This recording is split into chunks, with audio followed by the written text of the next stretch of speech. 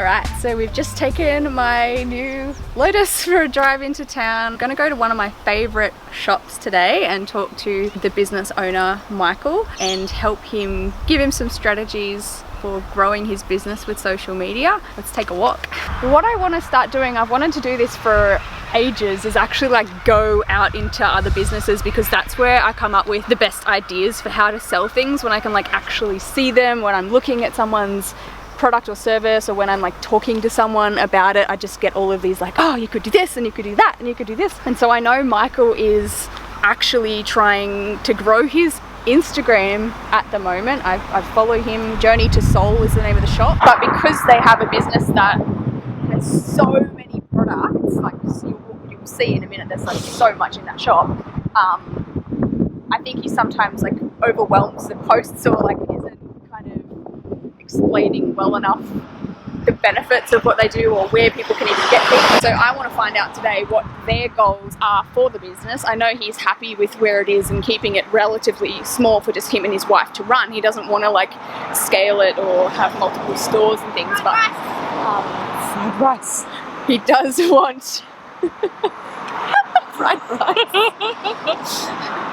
But he does want to grow the online store part of it, and so that he can make more money than just having the physical store and relying on tourists and walk-ins and things like that. Some people come in here and they go, oh my God, it's too much. And I go, is it? And I'm like, no, I can look at everything. I just said, all you need to do is like, think of it as a treat shop.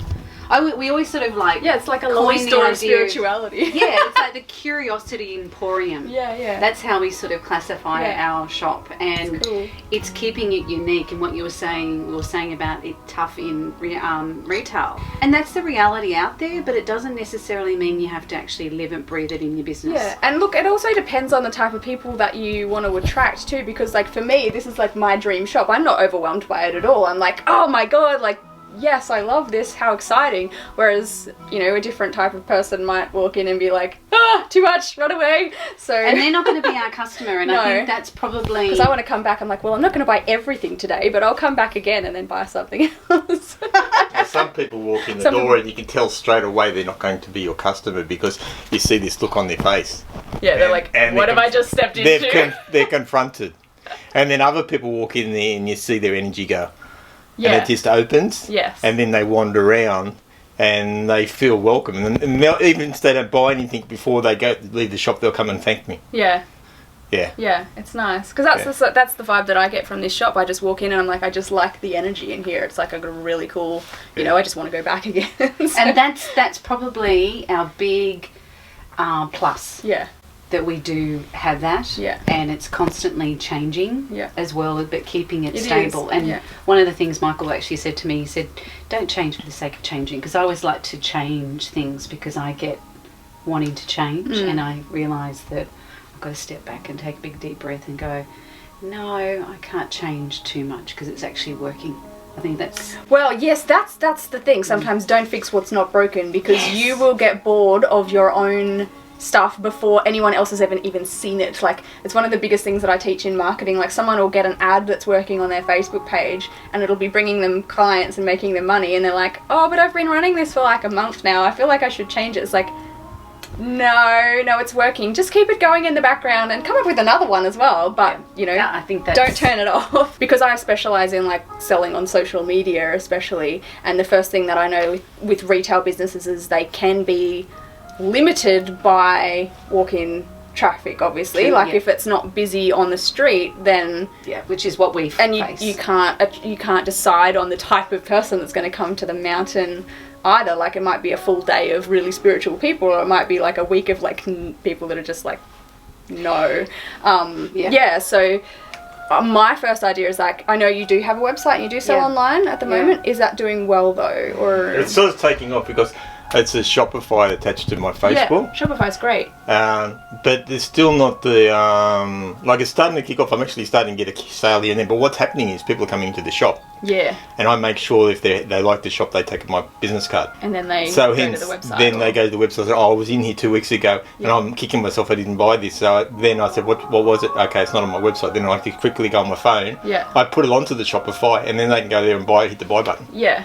So I don't have to have everything in the shop on there. That would be impossible. Yeah. I guess the biggest idea that I had for you would be selling through Instagram or Facebook rather than, like, you don't have to have everything on the online store. So as an example, I know I see your Instagram posts. I wanted to look at one because I have ideas from seeing things on how you can improve them. So the first thing that and I love your little Bitmoji there, but the first thing that I notice when I look at the Instagram is that, I mean, it is busy, but the shop is busy, but I think you could make it a little bit more like every single post is focused on one specific thing.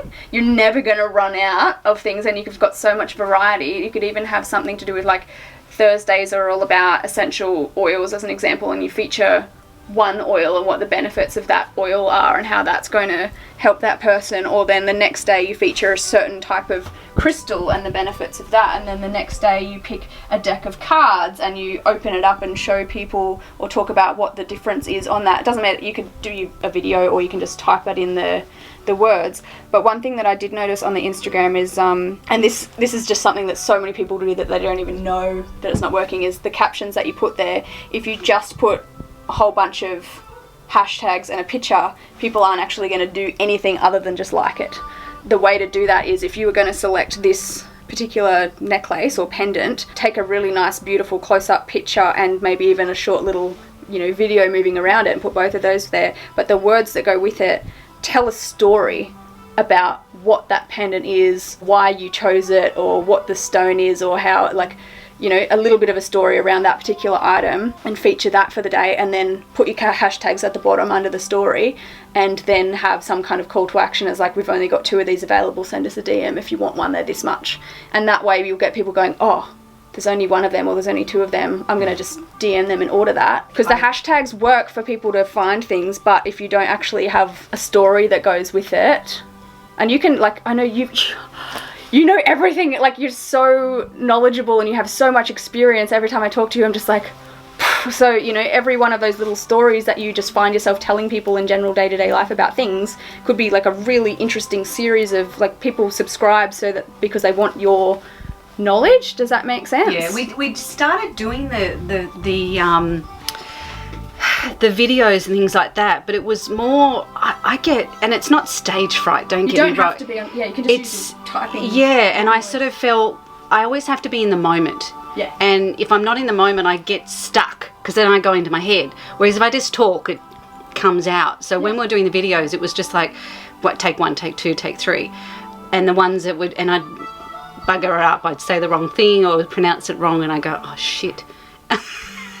That's okay, so I have to share what I do, because I'm exactly the same. People always ask me, they're like, what do you use to schedule posts, or how do you come up with content ideas? I'm like, I don't sit down and actually plan things out. I don't sit down and think, oh, I have to write a post for Instagram today. It's literally like 2 a.m. I'll wake up with something popping into my brain, or like just randomly talking to someone. I'll be talking to my husband. I'm like, oh, I have to write a post. And so every single post that's on my Instagram or that you read, it's in my groups, in my page, I don't sit down and plan that. It's literally just words come into my head, or I'm talking to someone about something and I'm like, I have to, like, that has to be a story. And so none of my posts are ever at a set time or a set day. If you treat your Instagram audience, or people that follow you, or even people that are out there that will follow you that are not, haven't connected yet, but they're out there, if you are speaking to them like how you just give a reading and you just trust that whatever comes out, and the people that are out there will find you, that's exactly how I do it. And I'm like, I just know that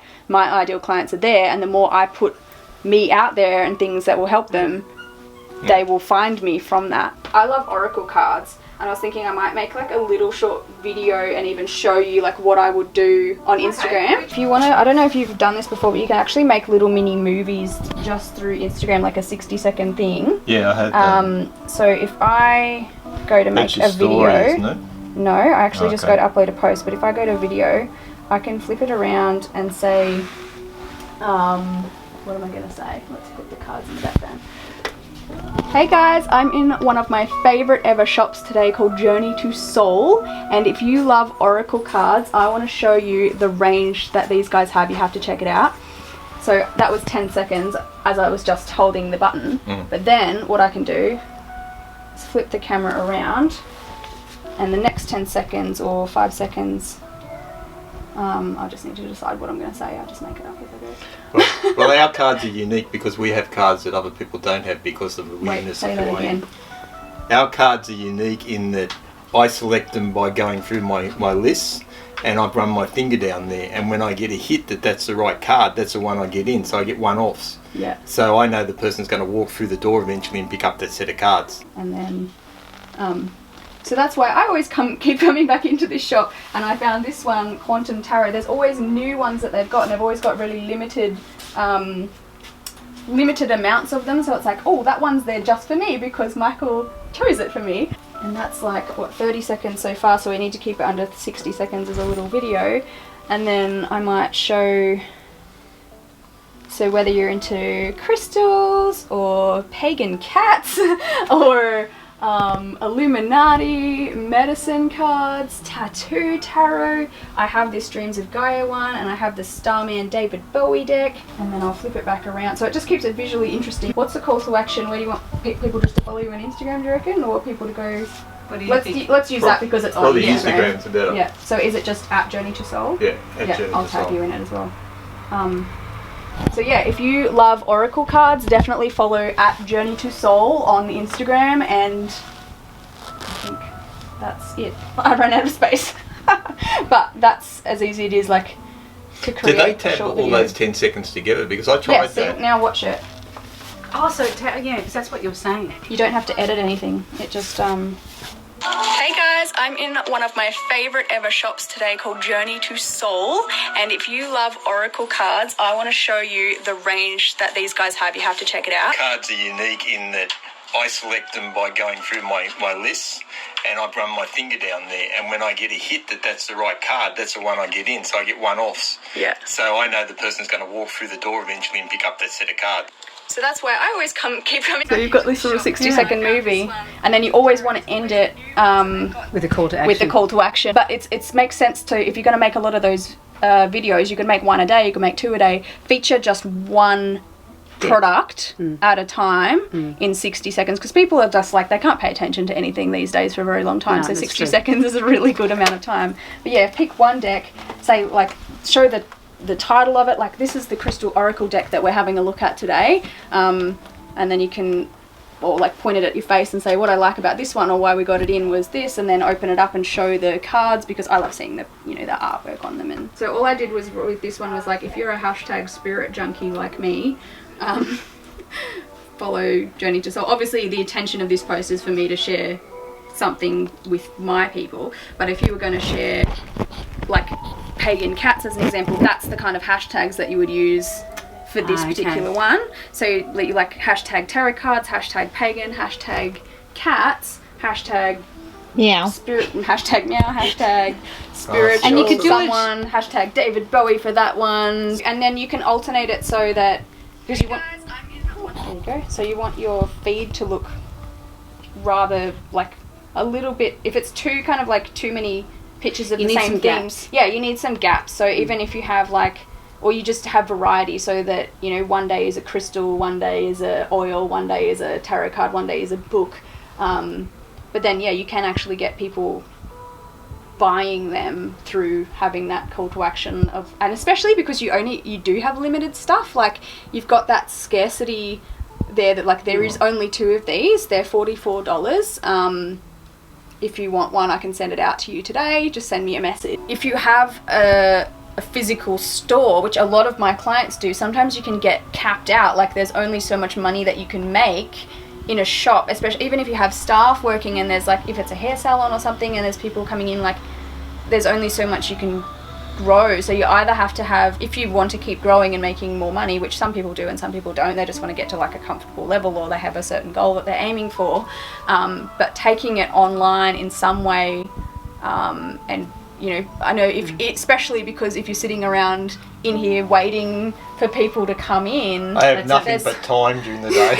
Yeah, so which can sometimes be a bad thing too, because you can get... That just gave me a whole new idea. You could just be, like, reading a book and, like, learn something cool in it, and then do, like, a short little video, like, telling the story about. But the trouble is, when I do videos, I go off into the ether, and then it gets all hysterical. Okay, well, don't do do a written post, or, like, type. You just start channeling. I do. yes. I do.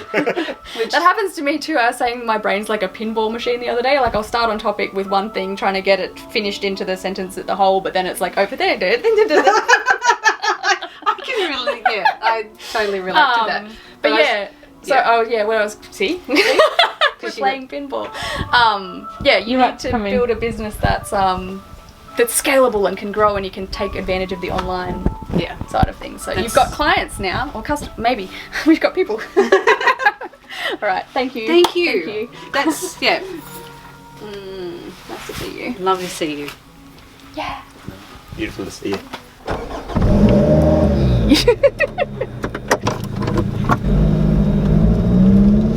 I started from the bottom and now I'm rich. I got my back and I look back since I started to say sorry, but that shit. You started out hating, now you love my drink.